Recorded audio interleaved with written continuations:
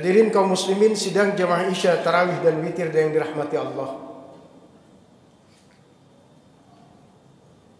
Kita malam ini berada pada 17 Ramadan, di mana merupakan bagian dari dua fase dalam Ramadan dari 3 fase yang telah dibagi kepada kita, di mana malam ini kita masih berada dalam fase maghfirah. Semoga Allah Subhanahu wa taala memberikan pengampunan kepada kita. Jamaah yang dimuliakan Allah, bulan Ramadan itu bukan hanya satu bulan yang kemudian Allah perintahkan kepada kita berpuasa dan amalan-amalan lain yang mengikutinya, di mana seluruh amalan kemudian Allah lipat gandakan pahalanya. Tapi ada satu hal yang paling penting dari bulan Ramadan yang mungkin kita lupa, bahwa bulan Ramadan itu adalah bulan perubahan. Mengapa bulan Ramadan itu adalah bulan perubahan? Karena pada bulan Ramadan, pada satu malam dari bulan Ramadan, Allah turunkan Al-Quran, yang karena turunnya Al-Quran kemudian kehidupan manusia dan seluruh pola kehidupan di dunia terjadi perubahan yang luar biasa. Jadi maka sesungguhnya ketika kita melaksanakan ibadah puasa Ramadan, bahwa sebenarnya kita berada pada satu bulan yang telah membawa sesuatu yang dahsyat dan luar biasa bagi kehidupan manusia, yaitu perubahan yang tentu perubahan itu dikarenakan turunnya Al-Quran yang diturunkan oleh Allah kepada Rasulullah Muhammad SAW. Jemaah yang berbahagia, turunnya Al-Quran semakin hari, sampai bahkan dengan detik ini dan sampai yang akan datang, maka semakin hari, semakin waktu, setiap tahun, semakin pula Al-Quran itu benar-benar terbukti kehebatan dan terbukti kebenarannya. Mungkin kalau kita pikir Al-Quran yang diturunkan oleh Allah kepada seorang Rasul yang ummi, yang sama sekali tidak bisa baca tulis, tapi kenapa kemudian Al-Quran yang dianggap oleh orang-orang orientalis, Al-Quran yang dianggap oleh orang-orang kafir sebagai ciptaan Muhammad, apakah benar kemudian ciptaan seorang manusia secara ilmu pengetahuan kemudian bisa dibuktikan hari ini dan dibuktikan sampai dengan akhir zaman nanti? 700 lebih ayat di dalam Al-Quran itu bicara soal ilmu pengetahuan. Hanya sekitar 200-an ayat Al-Quran bicara soal hukum. Bukti bahwa Al-Quran itu adalah sebuah kitab yang dia syarat dengan ilmu pengetahuan, dan semakin hari semakin bisa dibuktikan kebenarannya. Hadirin kaum muslimin yang dirahmati Allah, maka ketika Allah menyatakan syahrul Ramadan alladzi unzila fihi al-Qur'an hudan lin-nasi wa bayyinatin minal huda wal furqan, bahwa Allah turunkan Al-Quran di dalam bulan Ramadan, dia adalah sebagai petunjuk, maka sesungguhnya petunjuk itu bukan hanya kepada orang-orang yang beriman seperti kita, tapi Allah menyatakan hudan linnas, kepada seluruh manusia.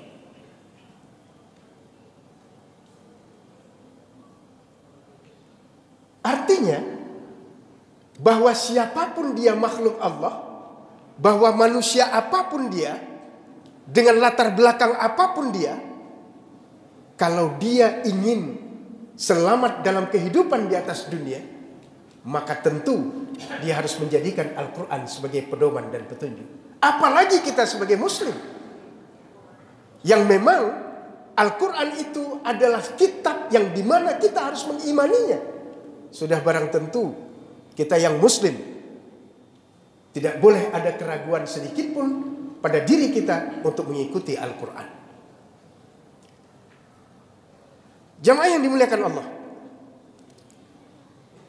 maka kalau kita lihat Al-Quran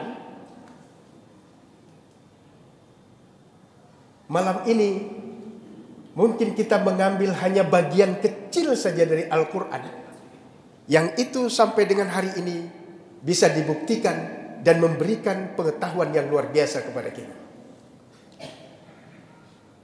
Al-Quran itu di dalamnya ada beberapa surah yang Allah kemudian mengabadikan dengan nama-nama binatang.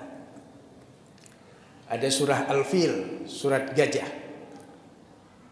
Ada surah Al-Ankabut, surah laba-laba. Ada surah An-Nahl, surah lebah. Kemudian ada surah yang namanya surah An-Naml atau surah semut. Dulu pernah ada cerita di satu pesantren. Satu malam kiai di pesantren tersebut menjadi imam salat tarawih. Lalu dalam salat dibawakan surah An-Naml, surah semut. Ada 90 lebih ayat dalam surah ke-27 itu. Setelah sholat, santrinya tanya, "Kiai, tadi Kiai bawa surah apa, Kiai?" "Oh, tadi saya bawa surah An-Naml, surah semut." Karena santrinya malas sholat tarawih, santrinya mikir, Masya Allah, semut saja yang kecil surahnya panjang-panjang. Iseng santri ini nanya sama kiainya, "Kiai, kalau malam ini Kiai bawa surah semut, kira-kira malam besok Kiai bawa surah apa?" Kiai ini karena tahu santrinya malas sholat tarawih, "Insya Allah malam besok saya bawa surah gajah." Kebayang dalam pikiran santrinya, oh, semut yang kecil-kecil saja ayatnya panjang. Bayangkan kalau surah gajah, Al-Fil. Kaum muslimin yang dirahmati Allah, semua binatang yang Allah sebutkan, abadikan di dalam Al-Quran, itu memberikan pelajaran yang luar biasa kepada kita. Gajah itu adalah binatang yang dia diciptakan oleh Allah, punya memori, ingatan yang luar biasa. Dia akan ingat sampai kapanpun selama dia hidup. Jadi tidak ada yang diciptakan oleh Allah itu sia-sia. Rabbana ma khalaqta hadza batila subhanaka faqina azabannar. Tidak ada yang sia-sia diciptakan oleh Allah. Termasuk semut yang kecil. Semut itu adalah serangga yang paling kecil diciptakan oleh Allah Subhanahu wa taala. Kenapa Allah menciptakan semut?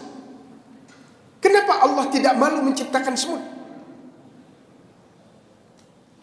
Imam Al-Ghazali dalam Ar-Risalah Al-Laduniyah dan juga dalam Al-Hikmatul fi Makhluqatillah, beliau menyatakan bahwa Allah menciptakan semut supaya kita kemudian mengambil hikmah dari semut, karena semut adalah binatang yang memiliki kemampuan untuk saling tolong-menolong dalam kehidupan. Begitu kata Imam Al-Ghazali. Kaum muslimin yang dirahmati Allah, lalu apa sesungguhnya kehebatan semut kemudian sehingga semut itu diabadikan oleh Allah dalam Al-Quran? Padahal dia hanya satu binatang serangga yang paling kecil. Ada 4 paling tidak. Kenapa semut itu diciptakan oleh Allah dalam Al-Quran? Pertama, karena semut itu adalah binatang yang paling tinggi semangat ukhuwahnya. Semut itu hidup berkoloni, berkelompok. Dan dia saling tolong menolong. Dan dia itu antara satu dengan yang lain itu luar biasa kehidupan sosial mereka. Jadi maka semut itu dari sisi ukhuwah dia punya sesuatu yang patut kita contoh dalam hal hubungan dengan sesama kita. Itu yang pertama. Yang kedua, semut itu adalah binatang yang paling amanah. Semut itu binatang paling amanah. Ketika satu kelompok semut diberikan tugas, maka dia akan menjalankan tugasnya itu sampai kapanpun, sampai dia akhirnya harus mati sekalipun. Jadi semut adalah binatang yang paling amanah.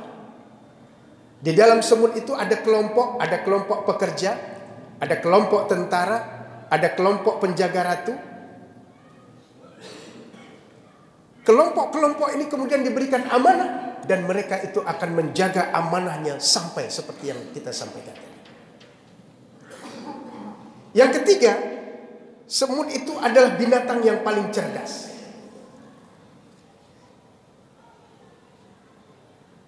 Semut binatang yang paling cerdas. Sekalipun dia kecil, tapi Allah menciptakan kepalanya yang besar. Di kepalanya itu punya kemampuan untuk melakukan sesuatu di mana itu adalah hal yang membuat dia menjadi makhluk ataupun hewan yang paling cerdas di dunia.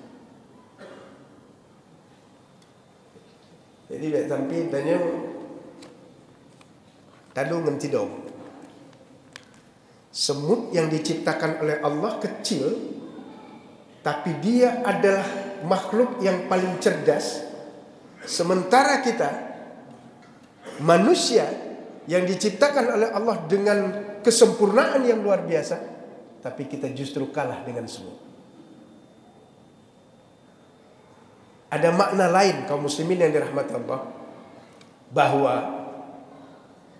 kita yang diciptakan oleh Allah dengan berbagai macam hal, kenapa kita harus kalah dengan binatang lain yang kecil, yang rapuh, yang mungkin tidak perlu kita bunuh dengan senjata yang luar biasa. Cukup dengan kita injak saja dia akan mati.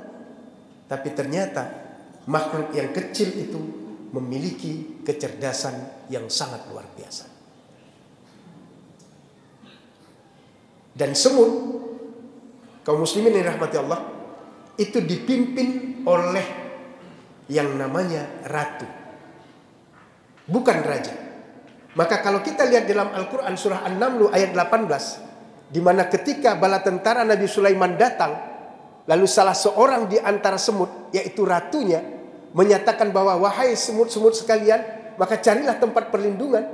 Di dalam ayat 18 tersebut, yang dimaksud dengan salah satu semut itu disebut dengan namlatun, pakai ta marbutah. Ta marbutah menunjukkan bahwa semut itu adalah perempuan. Menariknya kaum muslimin yang dirahmati Allah, dalam sebuah penelitian, memang ternyata yang memimpin semut, yang memimpin semua semut yang ada, itu adalah semut perempuan. Quran ternyata tidak terbantahkan. Quran ternyata tidak bisa diragukan. Quran ternyata bisa dibuktikan apapun kalimat yang ada di dalamnya. Bahwa semut itu dipimpin oleh seorang ratu. Dan dalam ayat 18 Allah sebut namlatun. Dan penelitian membuktikan bahwa memang benar bahwa semut itu dipimpin oleh ratu, bukan oleh raja. Jemaah yang dimuliakan Allah, itulah kehebatan Al-Quran. Itulah kesempurnaan Al-Quran yang semakin hari semakin bisa dibuktikan. Dan semakin hari kita bisa melihat bagaimana kemudian orang-orang yang benar-benar menjadikan Al-Quran sebagai petunjuk, menjadikan Al-Quran sebagai pedoman dalam kehidupan, akan benar-benar mendapatkan kenikmatan dari Allah Subhanahu wa ta'ala. Jemaah yang dimuliakan oleh Allah, dalam ilmu saraf, dalam dunia kedokteran, dalam ilmu saraf telah dibuktikan orang yang berzikir, orang yang membaca Quran, maka gelombang listrik yang ada di kepala, yang ada di saraf, yang ada di otak, yang disebut dengan gelombang alfa, itu akan tinggi. Dan dengan tingginya gelombang listrik tersebut, karena kita berzikir dan membaca Al-Quran, itu akan membuat kehidupan kita lebih tenang, kehidupan kita lebih nyaman, kehidupan kita lebih santai, dan kehidupan kita benar-benar kita bisa jalani dengan penuh kegembiraan dan kedamaian dalam kehidupan. Itulah yang telah dilakukan oleh orang-orang di luar Islam. Dan kalau kita membaca selain Al-Quran dan bukan berzikir, maka gelombang listrik itu tidak lebih cepat dan tidak lebih besar daripada kita berzikir dan kita membaca Al-Quran.